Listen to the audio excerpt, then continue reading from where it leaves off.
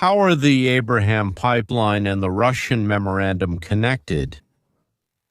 By the way, what kind of thing is this Abraham pipeline anyway? It's simply the best and smartest long-term strategy for the U.S. in the Middle East. And the current crisis is, I would say, a catalyst. Whenever a crisis happens, it always triggers something. Sometimes, and actually quite often, there are positive things. The crisis is terrible, something awful, but it causes some positive developments. This is, so to speak, like a pipeline. So this might turn out to be that very positive thing that it triggered. This is what allowed the catalysts, yes, the catastrophe, allowed all the participants to see the value of an alternative to Iran's blackmail. Today we'll talk about this as well as whether the U.S. is really negotiating with Iran. Or is it all made up and, so to speak, just in Trump's head to stir up trouble within Iran's leadership, let's say? More precisely, to arouse suspicion between different centers. There is clearly more than one center there. But let's start with Israel, with Netanyahu. And then we'll talk about a real solution to the Iranian problem. Or some say it's a trap. Call it what you want. But there's another point. Russia stated that, well, Washington is the priority, the delegation, right? That it's ready to sign a memorandum. A memorandum. If Ukraine liberates Donbas. But more on that later. So Netanyahu ordered the military to inflict maximum damage on Iran in the next 48 hours. We're talking about the weekend. I don't know if they'll be flying on Shabbat, but they'll probably use pilots who fly on Saturdays. Why 48 hours? What does he know that he's not telling us? What's going to end in 48 hours? What's going to start in 48 hours? On Monday, as I understand it, Trump stated that he will not destroy Iran's infrastructure until April 6th. But the exact date doesn't really matter. The date doesn't matter. What matters is that bombing the infrastructure is de facto recognition that regime change will not happen. If it was expected, we wouldn't be doing this to the new government that we want so much to put in place of the current one. We wouldn't be doing bad things to them, because this is a serious blow to any government that comes to power. And if the old government stays, then of course it needs to be weakened and destroyed. Basically, everything we can will destroy. The Gulf countries are asking the U.S., they're asking the U.S. to change the government in Iran. In other words, they just come and say, guys, for God's sake, don't leave until you've changed the government. So please overthrow the regime. If you've come here, then you have to take action. So without a ground operation, it's probably impossible. I'm telling you this. I'm such a great strategist. I only made it to corporal, to sergeant, to be honest. But still, a great strategist. But logic says that you can't change the government just by a massive invasion. You could go for some kind of limited ground operation, an island or islands, coastal fortifications in the strait, but the army won't go into Iran. Our army. That's political suicide for Trump and for the Republican Party. Who could go? The probability is minimal. Those are Iran's neighbors, including all the countries around the strait, Kurds, Azerbaijanis, all around the perimeter, with air support, of course, from Israel and the U.S. But once again, it seems to me that this is almost impossible. Iran is a huge country with a huge army, secret police, and everything you can imagine. I don't know who would deploy limited troop contingents there. I just can't imagine it. But is there a split in the Iranian army and in the Revolutionary Guard Corps? Will it happen? Maybe. But for now, it's not visible, not to the naked eye. Maybe it's visible from the White House, but not to us yet. Intelligence services.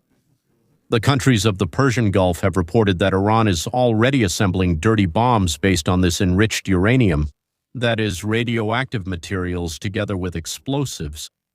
And now let's talk about the gift that Trump, as he said, received from Iran, or rather from those who are negotiating with us. Remember, Trump said that we are negotiating with people who said they would give us a gift. Well, like, if they do it, then these are really the right people who have power and influence in Iran. And they, Trump said, did what they promised. We're really much earlier than scheduled.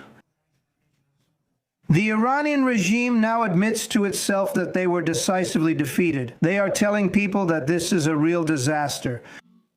They know it, that's why they're talking to us, otherwise they wouldn't. But they're talking to us because they have big problems. They are defeated, they can't recover. We are free to fly over their cities. Cities and towns, destroying all their insane nuclear weapons, missiles, and drones that they build, and that's what we're doing. Now, they have a chance to make a deal, but it's up to them. And they'll tell you that we're not negotiating, we won't negotiate. Of course they're negotiating, they've been destroyed. Whoever starts negotiating, they're begging to make a deal. This is Trump explaining why Iran pretended not to negotiate 2 weeks ago, but now they are negotiating and taking it seriously. And they're begging, as Trump says, to sign the agreement. Maybe they're begging, maybe not. In this regard, Trump extended the negotiation period, the period of not striking the infrastructure, until April 6, promising to start bombing all of Iran's infrastructure from the 7th. President Trump writes that the Iranian negotiators are very different and, I quote, strange. They are begging us for a deal, which is what they should be doing since their military power has been destroyed with no chance of recovery, and yet they publicly state that they are only considering our offer. They said, to show you the fact that we are real, hands-on, and we are here, we will give you 8 boats of oil. 8 boats, 8 big boats of oil. That was 2 days ago, and they will arrive tomorrow, but now it's already been 3 days. And I didn't pay much attention to it, but then I turned on the news, and they were talking about it. Actually, it was a very good host. It turned out to be Fox. Well, I was watching it, and he said what was happening. Something unusual, 8 ships are going right through the center of the Hormuz Strait. 8 large tankers loaded with oil are going straight through. And I said, well, I guess they were right, and it was for real. And it seems they were under the Pakistani flag. And I said, well, I think we're dealing with the right people. And by the way, they later apologized for what they said and said, we'll send 2 more boats. And in the end, there were 10 of them. All right, I hope I didn't ruin your negotiations, but I thought it was appropriate to say, because I teased you the other day, saying that they would give us a gift. So 10 tankers passed through Hormuz so that Trump would know that the negotiating team can give orders to the Army and the Revolutionary Guard Corps. I suspect that at this stage, everyone is thinking about saving their own skin. And Trump is also teasing them, like, I'm already talking to someone from the military, and these are secret negotiations, but you might not make it in time. They're very productive, so hurry up, you should negotiate with me too. But they asked me if Kayleigh, what's important is that they were very polite through my people. They told me, could we get a little more time? Because we're talking about tomorrow evening, and that's pretty soon. And if they don't do what they're supposed to, I'll take out their power plants. Then they asked, does that include nuclear ones? Because they have nuclear plants, a lot of money, they have a lot of money, and they've built nuclear and conventional power plants. But they're huge and very expensive, costing billions of dollars. And so I gave them a 10-day deadline. They asked for 7. You might say, oh, Trump, terrible negotiator. They asked for 7, and I said, I'll give you 10 because they gave me ships. We were talking about 8 ships, about the president I mentioned the other day, but they asked for 7 and I gave them 10. You have 10 days, and they were very grateful for that. Now they might say, oh, we're not talking. I don't like it. It wasn't like that last time. You found out. So whether this gesture of goodwill from Iran is just for show or not remains to be seen. Does this mean that they really seriously want to negotiate, or are they just trying to flatter us, stall for time, and buy themselves some time? Both are possible. When you enter a car dealership and get free coffee and snacks, it only seems like they're being nice. They're not. They want something from you, and hey, we're ready to spend a couple of bucks if it means we'll sell cars and make thousands of dollars, right? So, this logic definitely applies here. So, regarding the current situation in the oil markets, we're still seeing some nervousness, but you could say there's a slight cautious optimism. Meanwhile, Israel and the U.S. continue to destroy Iran's military-industrial complex. U.S. forces have struck more than 10 American forces have struck more than 10,000 military targets. In fact, we hit the 10,000th Iranian target just a few hours ago. Our precision strikes have suppressed Iran's air defenses, and our combat sorties over Iran are producing tangible results. We have also deprived the regime of the ability to restore them. Today, we have damaged or destroyed more than two-thirds of Iran's missile, drone, and naval facilities and shipyards, and we are not finished yet. Yes, that's the CENTCOM chief discussing the latest in the Iran war. Let's go to the board.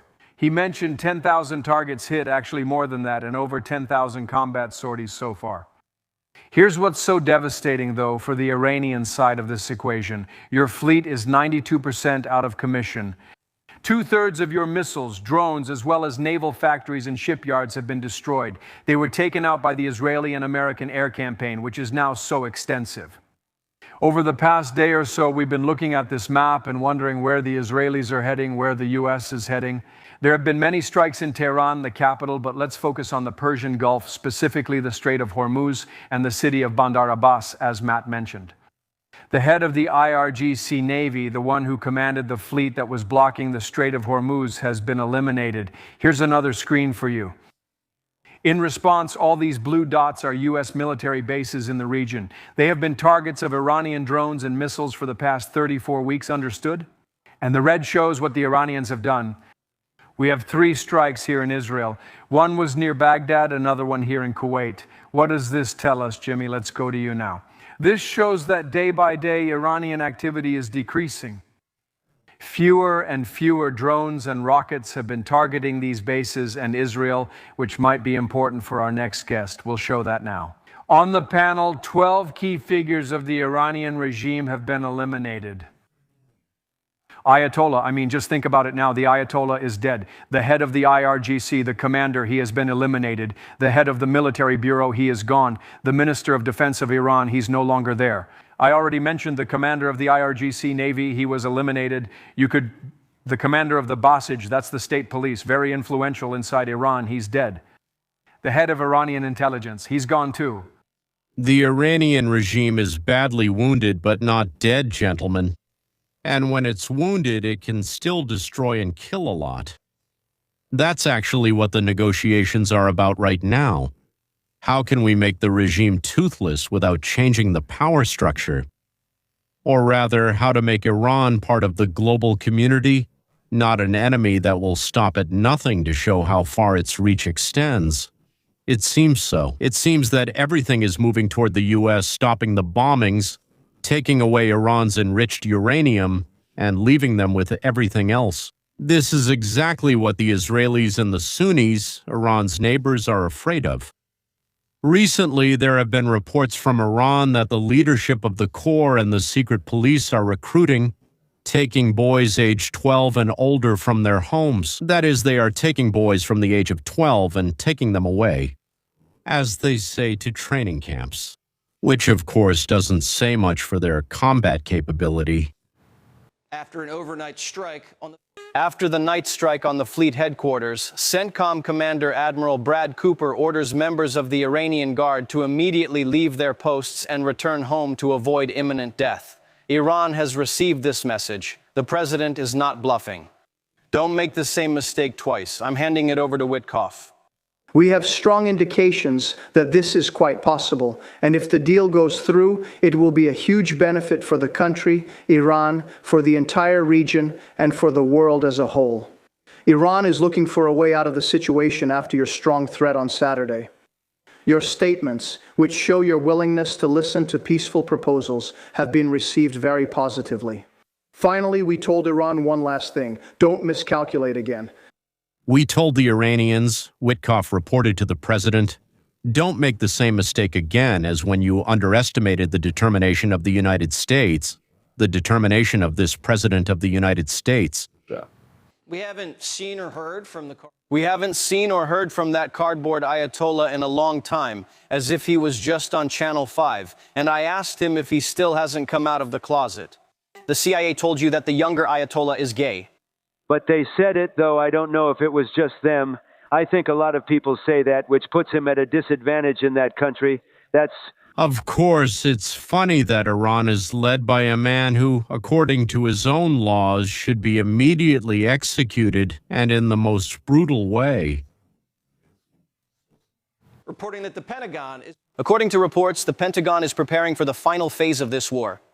We are already prepared for ground operations deep inside Iran to secure the underground uranium, but we still hope that large-scale strikes will accomplish this task. But now they are looking for that very final strike, which could target Iran's real jewel, Karg Island. More than 90% of their oil exports go through Karg. If we control Karg, we control the whole country. At the peace talks, we tell Iran, the Iranians, that we need access to their oil, and that's non-negotiable if the war is to end.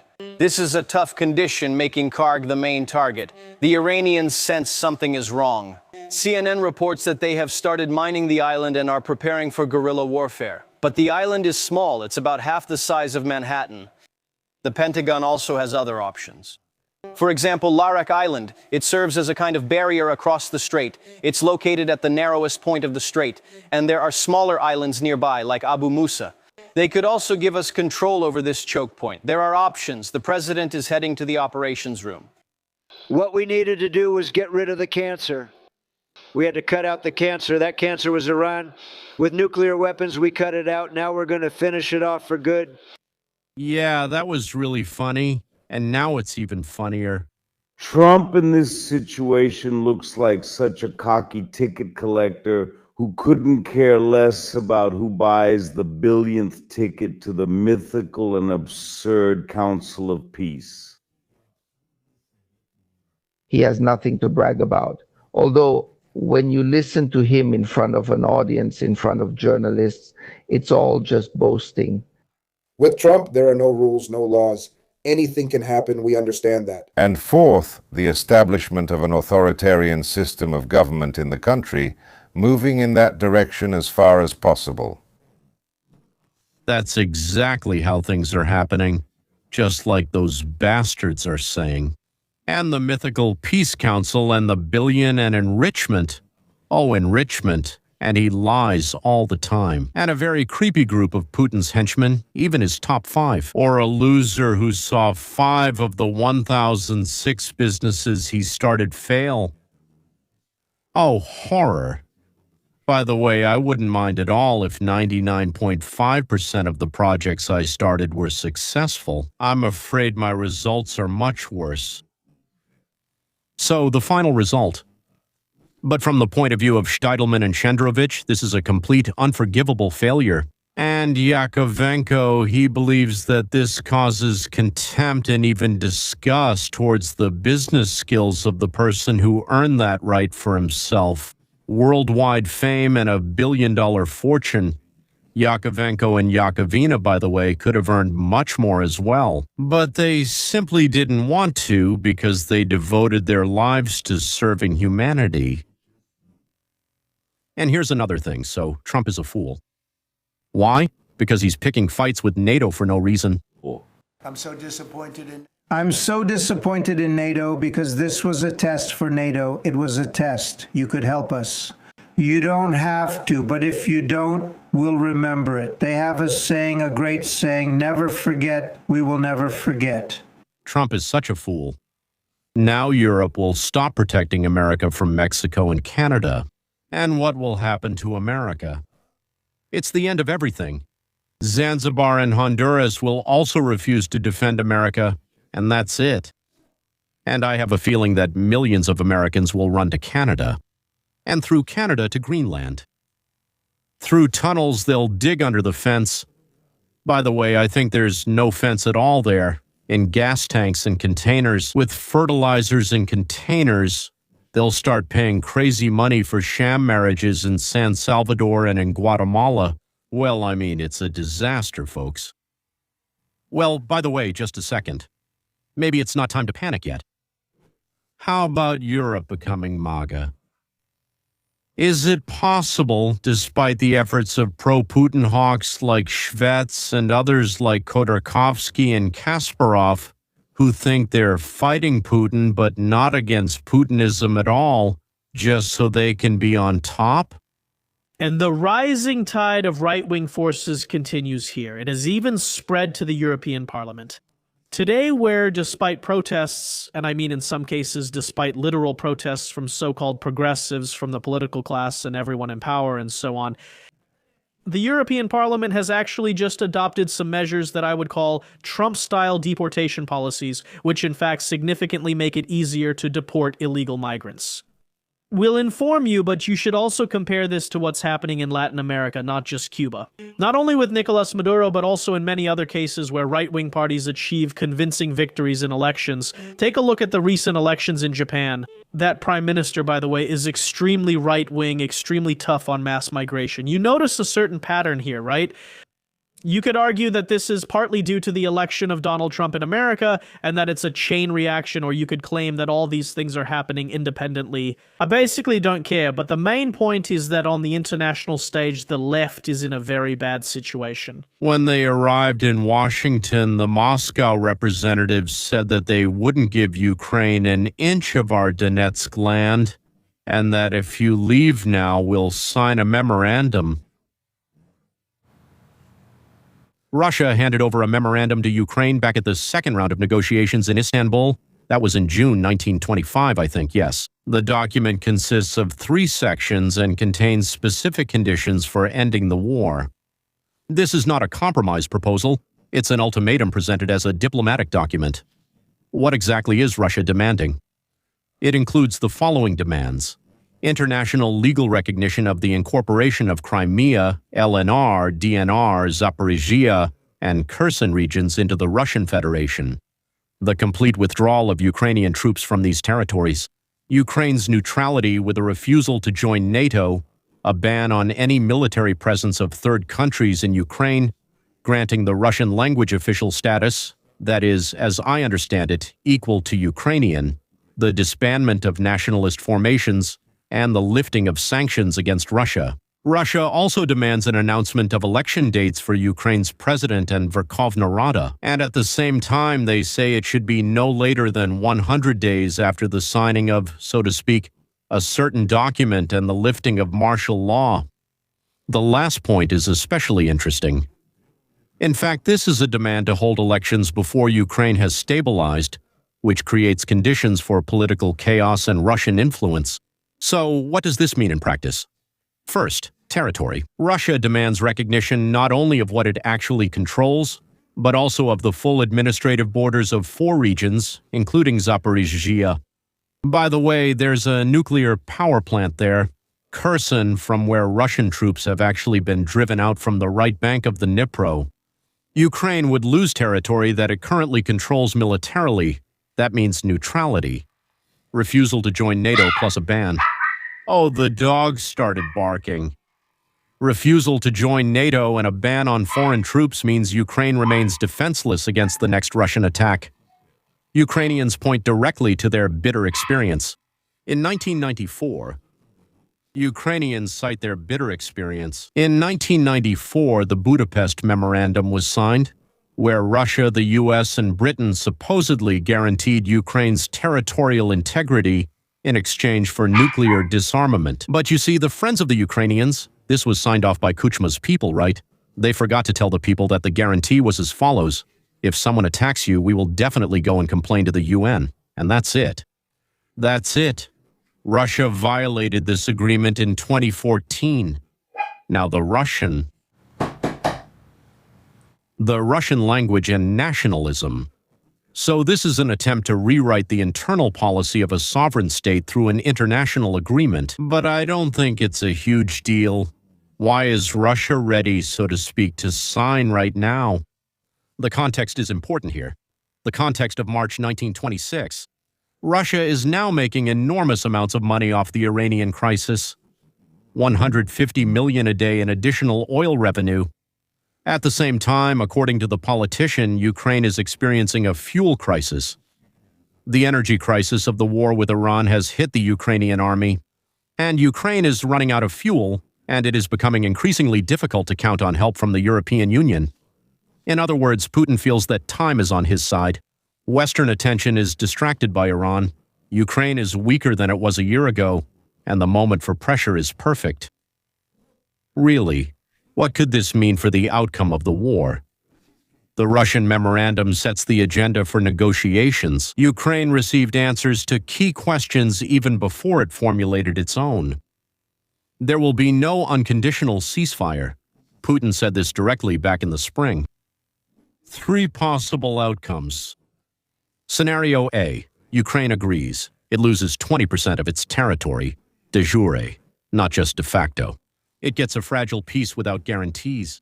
In 5 or 10 years, obviously, there will be another war, but this time with a weaker Ukraine, or with a stronger Ukraine. Scenario B. Ukraine refuses. The war continues. It depends on whether the West will continue supplying weapons amid the Iranian crisis. Everyone has fewer and fewer resources. Most likely in 2 years, the complete capture of Ukraine. Scenario C. A compromise along the front line. The conflict is frozen along the current positions, without legal recognition, annexation, the Korean model. Technically, the war isn't over, but the guns are silent. But for that to happen, Russia has to agree to it. And scenario D, Ukraine retains 80% of its territory.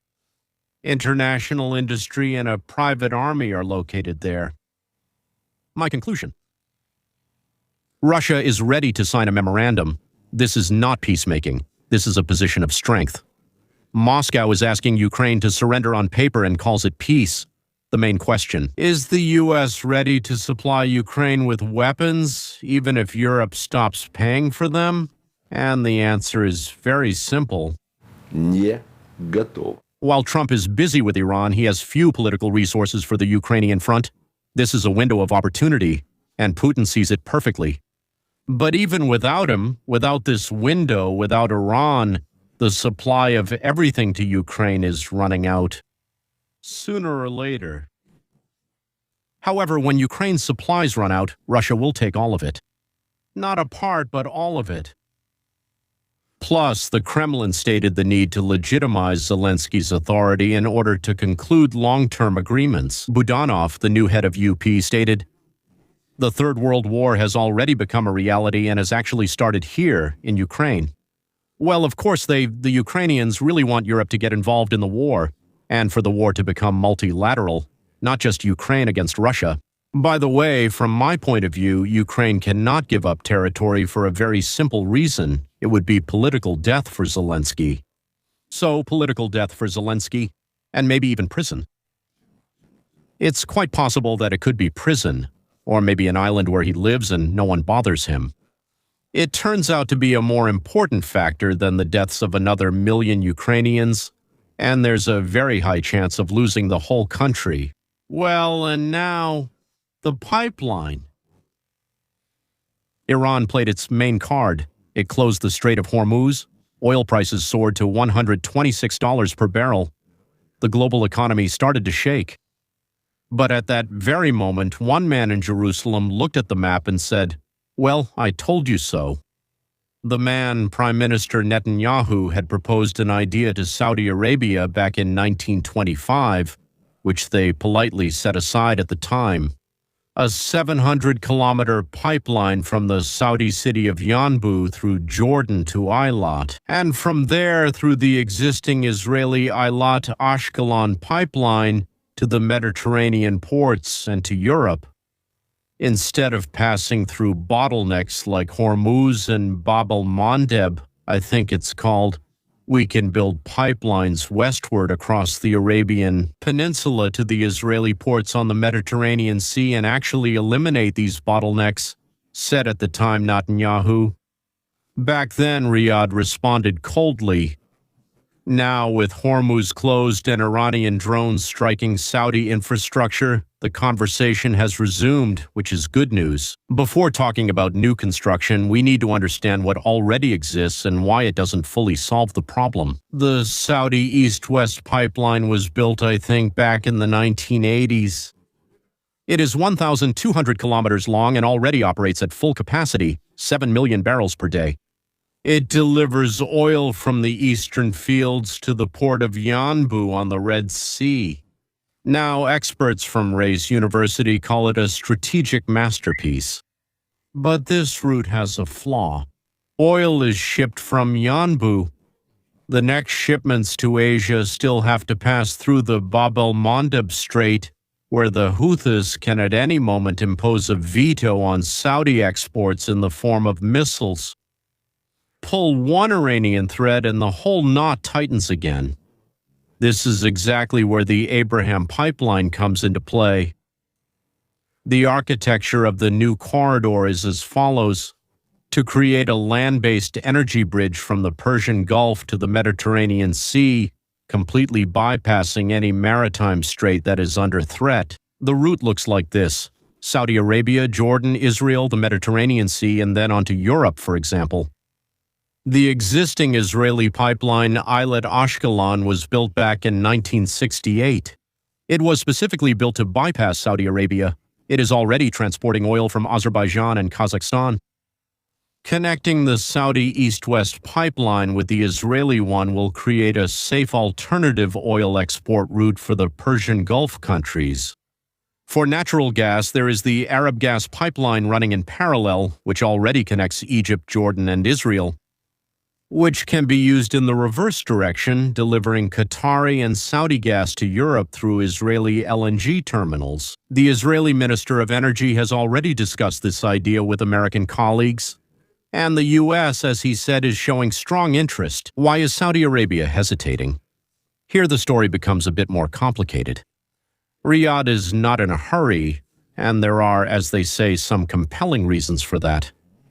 First of all, normalization with Israel. For the Saudi kings, a pipeline through Israeli territory is a public recognition of Israel as an ally. Inside the country and in the Arab world, this is politically sensitive, especially against the backdrop of war. The Abraham pipeline is not something you can just put in place in a month, but something can be done right now. You just need to make a decision. It's not delivered to Elad by tankers. It's pumped through the existing pipeline to Ashkelon. This is a temporary fix. Capacity is limited, but it's working today. The second short-term solution. Very quickly in 6 months. Not so quickly in 18 months. Expansion of the capacity of existing pipelines in Israel and Jordan.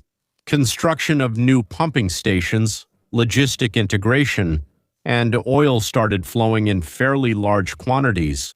Now what can be done in, let's say, 35 years? A new full-scale pipeline linking Yanbu and Elad, this one 700 kilometers, a major infrastructure project. For comparison, Nord Stream was built in 5 years without political obstacles, and it's a long-term solution, which could take 7, 8, or even 10 years. A fully integrated so-called energy corridor. That is oil, gas, and LNG from Qatar and Saudi Arabia through Jordan, Israel, and on to Europe. Iran is completely excluded from the equation. If this corridor is built, the geopolitical balance will change dramatically. The Hormuz Strait stops being the bottleneck, the choke point of the global economy. Tehran's threat to close the strait will become an empty statement. Iran will lose its, only remaining lever, its influence on the West. Russia will lose the oil advantage it gained from the current crisis. Europe will get an alternative not only to Russian gas, but also to unstable sources. This is the real victory for the U.S., not a military one, but an architectural one. Not by destroying Iran, but by making it irrelevant. What? Of course, it's not that simple. Realism requires sobriety. The main obstacle is the Saudi-Israeli normalization. They do communicate with each other as it is, but there is no official cooperation that everyone knows about. But without it, the pipeline is politically impossible. As long as the war in Gaza and Lebanon continues, Riyadh will not sign this publicly. They might prepare, they might start, but they won't sign it publicly. Now there's also the Jordanian factor. Oman depends on American aid, but internal opposition to any cooperation with Israel is very strong. Now there's one more thing. A pipeline through 3 countries is thousands of kilometers that can be bombed. It can be attacked by drones. Iran understands this better than anyone. And finally, it's Trump's political will. He has 2 or 3 years in office to start with. That's enough to lay the foundation, but not enough to finish the project. So what's good about this? That there is a way out. The situation is not hopeless. And overall, a way out is within reach. That's wonderful. Is it hard? Yes, it's difficult. But who said it would be easy? Did anyone ever promise us that life would be easy? There you go. Gentlemen, forward this to your friends. They'll find it interesting. And with that, I say goodbye to you until we meet again.